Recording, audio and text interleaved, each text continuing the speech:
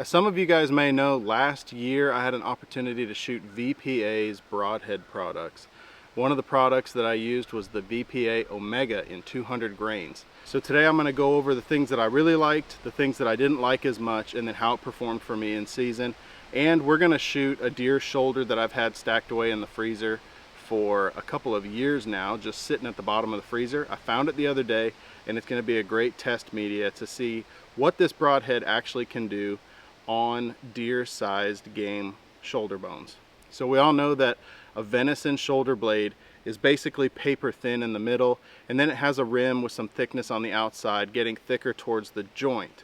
And then attached to that shoulder blade is the deer's humerus bone that runs down the outside of that leg, and it creates what we call the vital V right there in the boiler room on the side of a deer.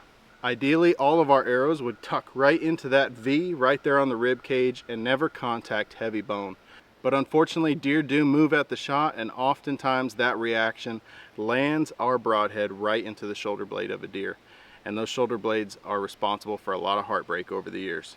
So we're going to shoot that shoulder blade today several times, and then I'm going to take all the meat off of that bone, and I'm going to see what that crack looks like, and if this broadhead is doing what a single bevel is advertised to do.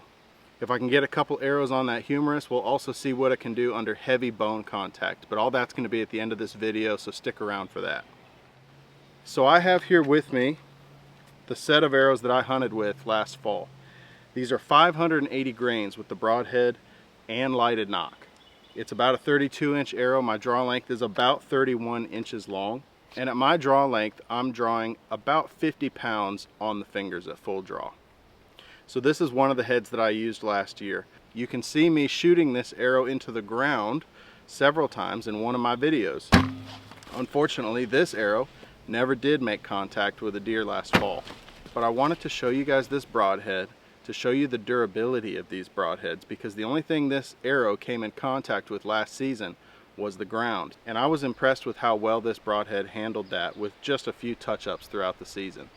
This broadhead is actually sharp enough to still take a little hair off my arm, but this will be the broadhead that I shoot into that shoulder today. So at the end of the video, we'll see what this broadhead looks like after it's come in contact with bone after a season of just being shot in the dirt. And the other arrow that I have in here is the broadhead that took my traditional deer last year. So it was a 1/4 shot down through the shoulder blades and then out the bottom of the rib cage in that deer. It ended up coming in contact with the top of the lungs and coming out the bottom of that rib cage right through the middle of the boiler room. And it produced an excellent blood trail. I've seen some guys review this broadhead as producing very minimal blood trails. That's not my experience. Now I only have the sample size of that one single deer that I shot, but the performance that this gave me was exactly what I'm looking for out of a traditional style broadhead. It is single bevel, but the leading edge on this broadhead is actually a double bevel design. That's meant to increase the durability of that leading edge, especially coming in contact with things like heavy bone. It has a Tanto style tip, which has been used for a long time with traditional broadheads to help alleviate some of that tip damage or curling that can happen on heavy impacts as well. Now for a couple of the challenges that I've had with this broadhead. For one, the steel they used is high-grade steel. It has a high Rockwell hardness. It's extremely durable, but that means that it is going to take more time to sharpen. If you're not interested in spending some time sharpening your broadheads and getting good at that skill, this is not the head for you. They come out of the package dull. They're not ready to hunt out of the package. You are going to have to put an edge on these. You also should consider getting a higher grade sharpening kit. So whether that's a sharpening jig or a roller sharpener on a diamond stone, you're going to want to get something that is going to last with these broadheads so you can continue to touch them up and keep an edge on them. If I had all my preferences in designing this broadhead, I would have brought that cutting diameter out just a little bit. I like a cutting diameter on a 2-blade closer to 1.25 inches. Now these are a lot closer to 1 inch. They may be 1.1/16 when you cut through paper. If you press it through paper, you'll see that S-shaped single bevel cut, and you can measure tip to tip on that cut. And I believe what I was getting was 1 1/16 inches.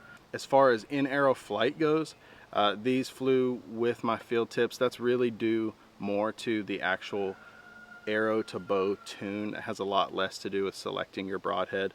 Now larger broadheads are going to be more difficult to tune, but I bare shaft tune all my traditional bows with the head weight that I'm going to end up shooting in my broadhead.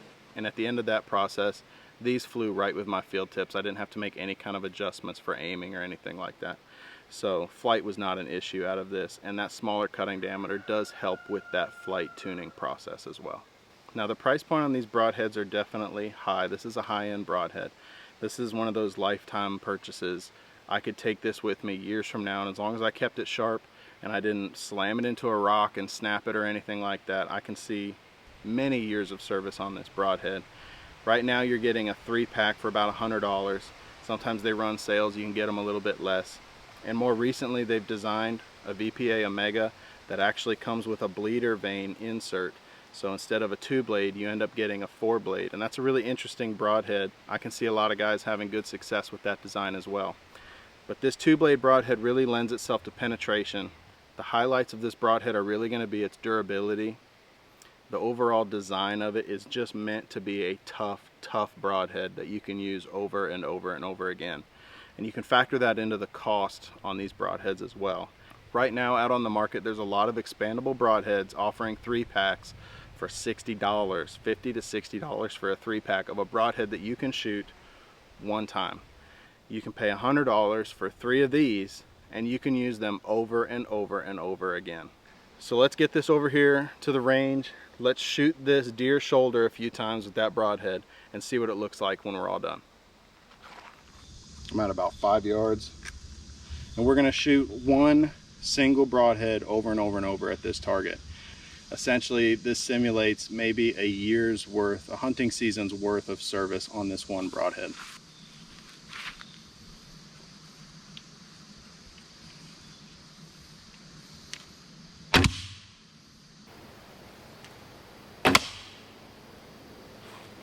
Sounded like bone. All right, right off the bat, it looks like I put it through the thick end of that scapula. The broadhead itself looks like it's still in near perfect condition. Still got the edge that I left on it before I came out here. Let's shoot some softer stuff.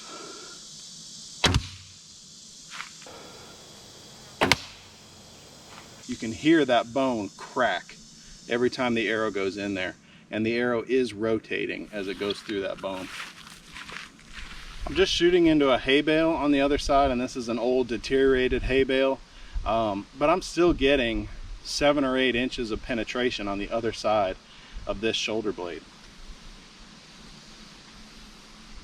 You guys can take this testing media and consider it for what it's worth.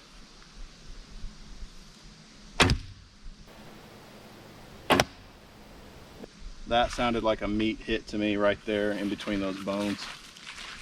Let's get a couple more down here real quick, and then we'll take it apart and see what it looks like.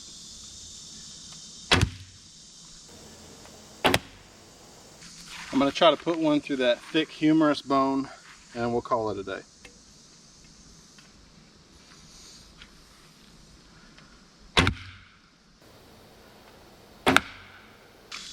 Not quite what I was looking for. Kind of a glancing shot on that humerus. I'm going to try to break it.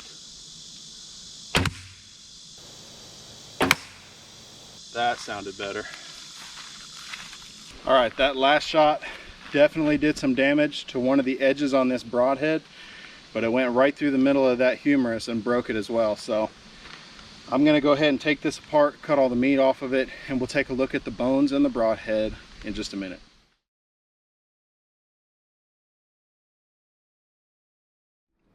All right, right off the bat, we're going to go ahead and take a look at this broadhead.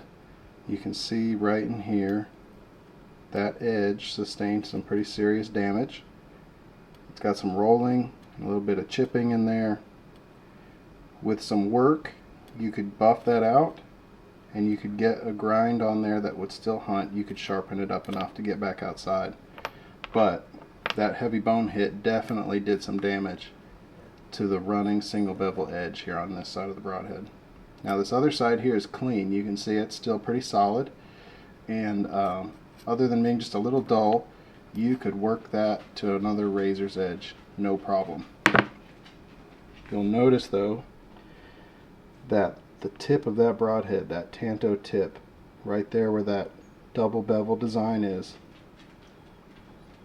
has no issues. Okay, that is what that is designed to do, is take those heavy impacts without chipping or rolling, and believe it or not, it saves some of this back side here from getting as much damage as it could have on that heavy bone hit. Alright, now for this part I'm just going to get in here with my GoPro. It's a little easier for me to manage than the big camera.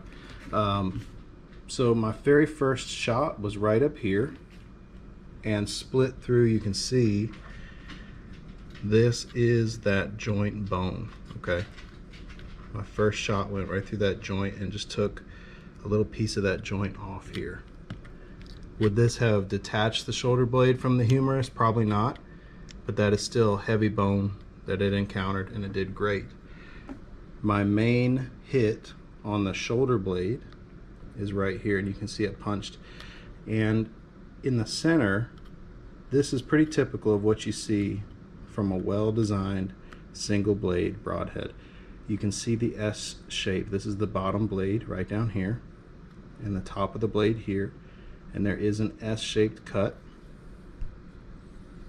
right through it, and in the middle you have this kind of broken out hole. That is from that blade entering and twisting like this, and it clears a path for the arrow shaft to go through with less resistance.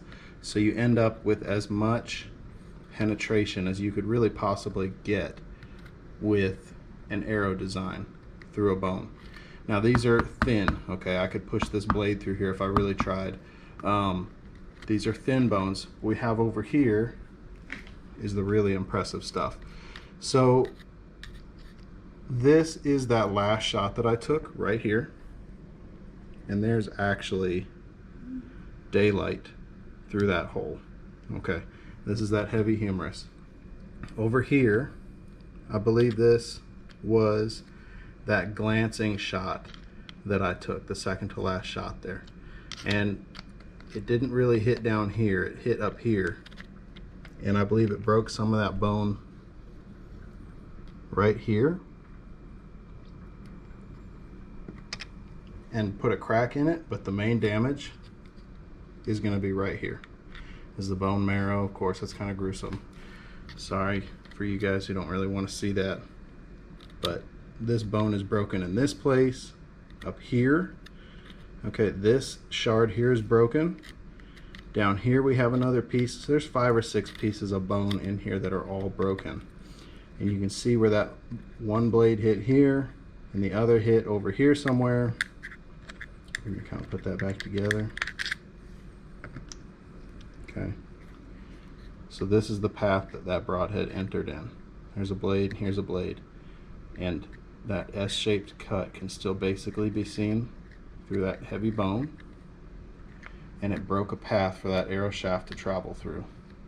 Okay, that is what a single bevel broadhead is designed to do.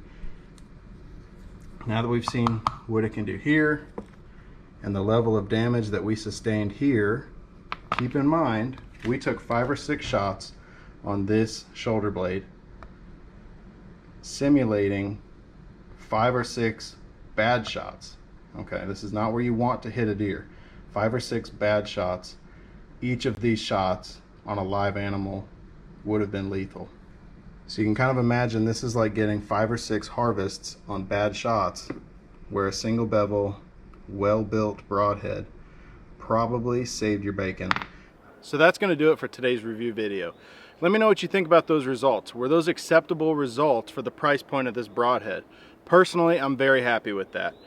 5 shots on that shoulder, 4 of them being good bone hits, and it was only on the last hit directly through the middle of that humerus that we got any meaningful damage on the edge of that blade. That blade can still be repaired. It's not going to be pretty, but you can get enough of that surface area sharp to be able to hunt with that broadhead again. In a live hunting situation, if I were to shoot 4 deer through heavy bone and still take all 4 of those deer home with me, I would say I got my money's worth out of a $30 broadhead. We're going to start uploading content more regularly as we get towards the season. I'm going to have a couple of other things in the works here shortly, and I'm looking forward to deer season 2024 this fall. As always, I appreciate your time. Thank you for watching, and God bless.